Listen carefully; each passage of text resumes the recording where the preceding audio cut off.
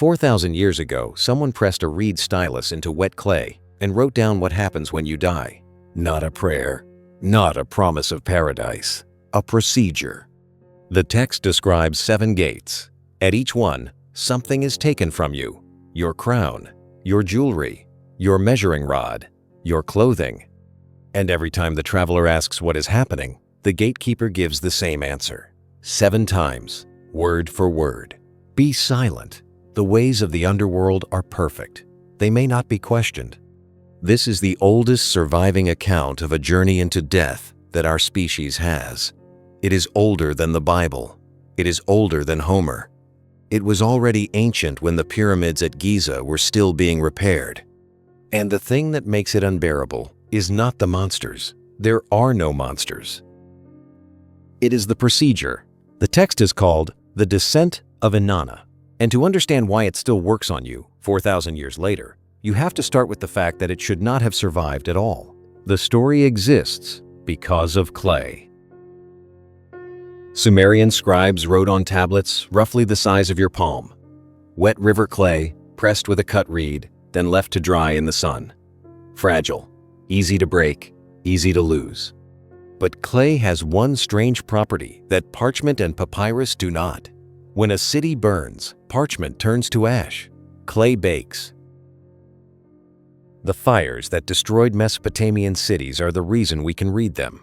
The tablets carrying this particular story came out of Nippur, a city in what is now southern Iraq. Nippur was not a capital. It was something stranger. It was the religious center of Sumer, the place where scribes were trained, and it held what may be the largest school archive of the ancient world. American excavators dug there in the 1890s. They pulled thousands of tablets out of the ground, and then those tablets were divided. Some went to Philadelphia, some went to Istanbul, which created a problem nobody noticed for 40 years. The story of Inanna's descent was not written on one tablet. It was written across many, copied by many students, broken into many fragments. And those fragments had been split between 2 continents. A scholar named Samuel Noah Kramer spent decades on this. He worked with the Philadelphia pieces. He could read them, and they made no sense, because the story kept stopping. Lines led nowhere. Scenes began and did not finish. So he went to Istanbul. And in the Istanbul archaeological museums, sitting in drawers, were the pieces that finished the sentences. Kramer copied them by hand. He carried the copies back. And slowly, fragment by fragment, a poem that had been shattered for thousands of years and then shattered again by modern archaeology was put back together. That is how we can read it now, not because it was preserved, because it was reassembled. So, who was Inanna? If you know one thing about Mesopotamian religion, it is probably that there were a lot of gods. That is true, but they were not equal, and Inanna was not a minor figure at the edge of the pantheon. She was the most widely worshipped deity in Sumer. Later, under her Akkadian name Ishtar, she would be worshipped across an area larger than Western Europe for over 2,000 years. She was the goddess of love and the goddess of war, not 2 separate portfolios. 1. The Sumerians understood something about desire and violence that we have mostly stopped saying out loud. She was associated with the planet Venus, which appears as both the morning star and the evening star, a thing that is in 2 places, a thing that belongs to both the day and the night. And she was, in the surviving hymns, relentlessly ambitious. She acquires, she takes. In one famous text, she visits the god of wisdom, gets him drunk, and leaves with the fundamental powers of civilization loaded onto her boat. She is not a gentle figure. She is the one who wants more, which is the only way the story that follows makes any sense. Because Inanna already had everything. She had the sky. She had 7 temples in 7 cities. She had power that no other deity could challenge directly. And she decided to go down. The poem gives you the decision in a single stark line. She abandoned heaven, abandoned earth, and descended to the underworld. Why is never fully explained. The text offers a reason, that she is going to attend the funeral rites of her sister's husband, but the poem itself does not seem to believe it. What the poem shows you instead is a goddess walking toward the one place her power does not reach, and doing it deliberately, because there is a sister. Her name is Ereshkigal, and she is the queen of the underworld. The Sumerian underworld is not hell. This is the first thing you have to unlearn. There is no fire, no torture, no punishment for sin. There is no judgment of your life in the way you have been taught to expect. There is only the place. They called it the Kur. They also called it, and this phrase is the one that stays with you, the land of no return. The Akkadian version of the text describes it directly. The house where those who enter do not come out, the road on which the traveler never returns, the house where those who enter are deprived of light, where dust is their bread and clay is their food. They see no light, they dwell in darkness. That is the entire theology, not punishment. Just permanence. And Ereshkigal rules it. Everything we know about her suggests she did not choose this. In one text, she is described as having been carried off to the underworld, taken there, given the throne of a place nobody wants. She is not evil. She is the goddess who cannot leave. Now imagine your sister, who has the sky, coming down to visit. Inanna prepares, and this is where the poem becomes precise in a way that feels almost bureaucratic, and that precision is the whole point. She gathers 7 objects. In Sumerian, they are connected to the concept of the me, the divine powers, the fundamental principles that make civilization work. Kingship, priesthood, truth, descent to the underworld, the crafts, music, sexuality. The me are not symbols. In Sumerian thought they are the actual operating rules of the world, and they can be held, carried, and taken. So she puts them on her body. The crown of the open country on her head, small beads of lapis lazuli around her neck, twin egg-shaped beads at her breast, the garment of ladyship over her body, dark eye makeup called Let a Man Come, Let Him Come, a pectoral across her chest called Come, Man, Come, a golden ring on her hand, and in her grip the lapis measuring rod and line. 7 items. Read them again and notice what they actually are. A crown is authority. Jewelry is status and wealth. The garment of ladyship is her office, her role, her title. The eye makeup and the pectoral are named after seduction. They are her power over others. The ring is her rank. And the measuring rod and line is the instrument of judgment, the tool a ruler uses to decide what is right and what is not. She is not wearing accessories. She is wearing everything she is. Then she gives an instruction. She turns to her minister, Ninshuber, and she says something that tells you she already knows what is coming. If I do not return in 3 days, begin the lament for me. Beat the drum in the assembly. Tear at your eyes and your mouth. Dress in a single garment like a pauper. Go to the temple of Enlil, and if he will not help, go to Nana, and if he will not help, go to Enki. Read that again. She is not asking for an escort. She is not asking for protection. She is arranging her own rescue in advance, before she has taken a single step down. She knows she is going to die. She goes anyway. She arrives at the outer gate of the palace of the underworld, and she does something arrogant. She does not knock politely. The text says she pounded on the gate, and she shouted, "Open the door, gatekeeper. Open the door. If you do not open the door, I will smash it. I will smash the doorpost. I will break the door flat. I will raise the dead, and the dead will outnumber the living." The gatekeeper is called Neti, and Neti does something that ancient literature rarely does. He does not panic. He asks who she is. She tells him, and then he says, "Wait here," and he goes to speak to his queen. What happens next is not a battle. It is a decision made in a back room. Neti tells Ereshkigal that her sister is at the gate, and the text describes Ereshkigal's reaction physically. She slapped her thigh. She bit her lip. She took the matter into her heart. Then she gives Neti his orders. Bolt the 7 gates of the underworld, open each one only a crack, and as Inanna enters each one, remove her royal garments. The trap is not a weapon, it is a rule. At the first gate, Nettie removes the crown from her head. She asks, "What is this?" And she gets the answer that the poem will repeat like a hammer. Be silent, Inanna. The ways of the underworld are perfect. They may not be questioned.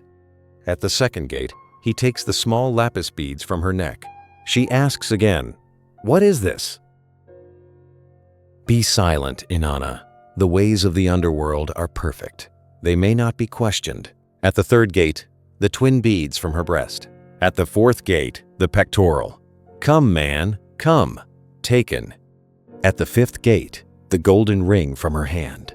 At the sixth gate, the lapis measuring rod and line, her ability to judge, gone. And at the seventh gate, the garment of ladyship is taken from her body. And Inanna, who abandoned heaven and abandoned earth, who held 7 temples in 7 cities, who was the most powerful goddess in the world, enters the throne room of the underworld naked and bowed low. Now, here is why this sequence has survived 4,000 years, while 10,000 other stories did not. It is not a description of dying. It is a description of losing. Every single one of those 7 objects is something you also have. Your job title, your money, your reputation, your attractiveness, your rank, your right to decide what is fair. Your sense of who you are when you walk into a room. The poem strips them off one at a time, in order, slowly, with a bureaucrat at every gate, calmly explaining that this is simply the procedure. And nobody explains why. 7 times she asks. 7 times she is told that asking is not permitted. There is no crime. There is no verdict. There is only the rule, and the rule does not negotiate, and the rule does not care that she is a goddess. Anyone who has sat in a hospital corridor knows this sentence. The ways of the underworld are perfect. They may not be questioned. She reaches the throne room with nothing. What happens there takes about 4 lines, and it is the coldest passage in Sumerian literature. Ereshkigal rises from her throne. Inanna moves toward it and sits down on it, which is the last arrogant act she will ever perform. Then the Anuna, the 7 judges of the underworld, surround her. They render their decision. The text does not tell you what they discussed because there was no discussion. Ereshkigal fastens on Inanna, the eye of death. She speaks against her, the word of wrath. She utters against her, the cry of guilt. And Inanna is struck. The most powerful goddess in Mesopotamia is turned into a corpse, and then the poem adds the detail that makes it real. The corpse was hung on a hook. Not laid out, not buried, not honored. Hung on a hook on the wall, the way you would hang a slaughtered animal. Or a coat. 3 days pass, 3 nights. And up in the world of the living, a servant is counting. Ninshuber does exactly what he was told. He begins the lament. He beats the drum in the assembly. He circles the great houses. He dresses like a beggar. And he goes to the gods. He goes to Enlil first, the most powerful god in the pantheon. And Enlil refuses.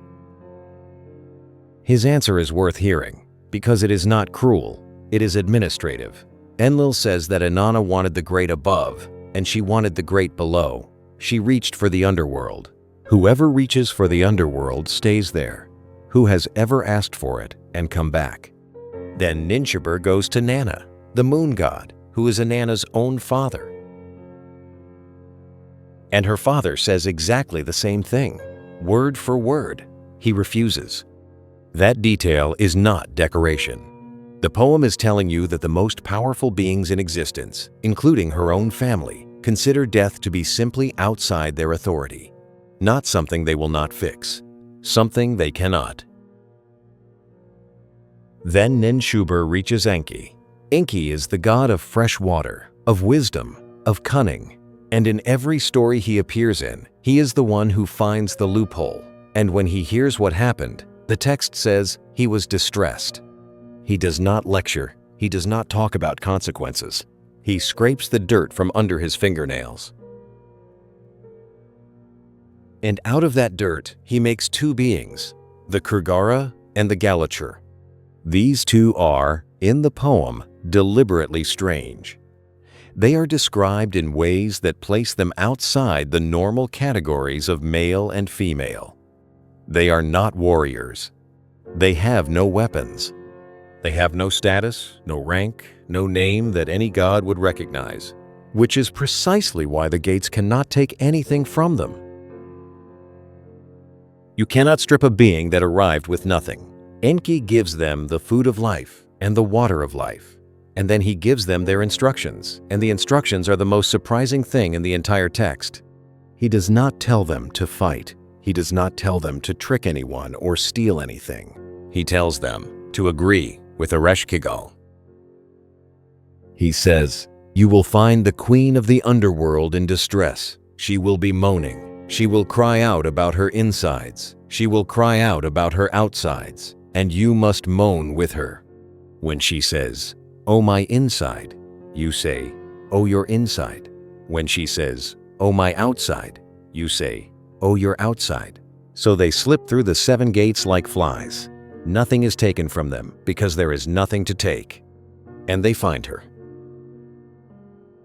Ereshkigal is in agony. The text describes her lying uncovered, her hair swirling around her head like leeks, groaning like a woman in labor. The queen of the land of no return is in pain, and she is completely alone in it. Nobody comes to the underworld to comfort its queen. And these two nameless things made of fingernail dirt sit with her, and they echo her. Oh, my inside. Oh, your inside. Oh, my outside. Oh, your outside. They do not try to fix it. They do not explain it. They do not tell her it will pass. They just repeat her pain back to her until she notices that someone is there. And Ereshkigal stops, and she looks at them, and she says, "Who are you?" And then she says, "I will give you a gift." She offers them the water gift, the river in its fullness. They refuse it. She offers them the grain gift, the fields in harvest. They refuse it. They ask for the corpse on the hook. She gives it to them because she has been listening to and heard by someone for the first time. That is the mechanism of the oldest resurrection story we possess. Not strength, not a bargain, not a hero with a sword. Empathy. They sprinkle the food of life on the body. They sprinkle the water of life on the body. And Inanna rises. But the poem is not finished with you. Because as she moves toward the exit, the Inanna sees her. And they say the sentence that turns the whole story from a rescue into something much harder. No one ascends from the underworld unmarked. If Inanna wishes to return, she must provide someone in her place. There is no free exit. The books have to balance. So they send her back up with an escort. The Gala. Demons, though that word is misleading. The text describes them precisely. They know no food, they know no drink, they eat no offerings, they drink no libations, they accept no gifts. They do not enjoy a wife's embrace. They never kiss a child. They cannot be bribed because they want nothing. Inanna walks the world with these things at her side, looking for a substitute. She comes first to Ninshubur, her minister, the one who saved her. And Ninshubur is filthy, dressed in sackcloth, still in mourning, still lamenting for her at the gate. The Gala say, "Take him," and Inanna refuses. She comes to the city of Umma and finds the god Shera, who is also in mourning, sitting in the dust in a dirty garment. The Gala say, "Take him." She refuses. She comes to Badabira and finds the god Lulal, also in the dust, also in mourning. The Gala say, "Take him." She refuses. Then she comes to Kulaba, and she finds her husband, Dumuzi. He is not in mourning. He is not in the dust. He is sitting on a magnificent throne, dressed in a splendid garment, being entertained. His wife has been dead for 3 days and hanging on a hook. and he has not so much as changed his clothes. And Inanna does the thing that has been done to her. She fastens on him the eye of death. She speaks against him the word of wrath. She utters against him the cry of guilt.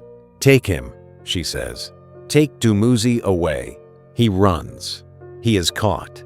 He escapes. He is caught again. He dreams a dream of his own death and asks his sister to interpret it, and she tells him the truth, that reeds will rise up against him, that his throne will be empty. And in the end, his sister Inanna does the thing nobody else in this story does. She volunteers.